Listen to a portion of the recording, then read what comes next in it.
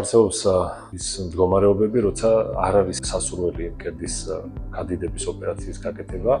ეს შეიძლება იყოს პირველ რიგში ლაქტაციის პერიოდი, როცა ორსულობა და ლაქტაციის პერიოდი ბუნებრივია, ისე როგორც სხვა ნებისმიერი ოპერაციის დროს, რომელიც თუ ეს არ ეხება ჯანმრთელობის მდგომარეობას, პლასტიკური ოპერაცია ამ შემთხვევების დროს არ ტარდება.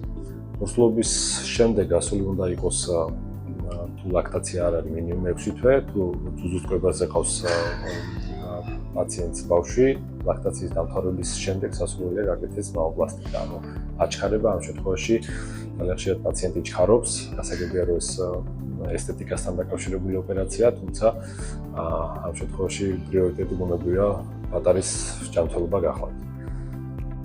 ასევე ერთ-ერთი კონდიცია გახლავთ წონაში კლება, თუ პაციენტი წონაში კლების პროცესში ან დიეტაზე, ან აქტიურად ვარჯიშობს, ან პირდაპირ ბარიატრიული ოპერაცია აქვს გაკეთებული, სანამ პაციენტი არ დაიკლებს მისთვის ზედმეტ წონას და არ მივა ასე ვთქვათ სტაბილურ წონამდე, სასურველია ეს ოპერაცია მანამდე არ ჩატარდეს.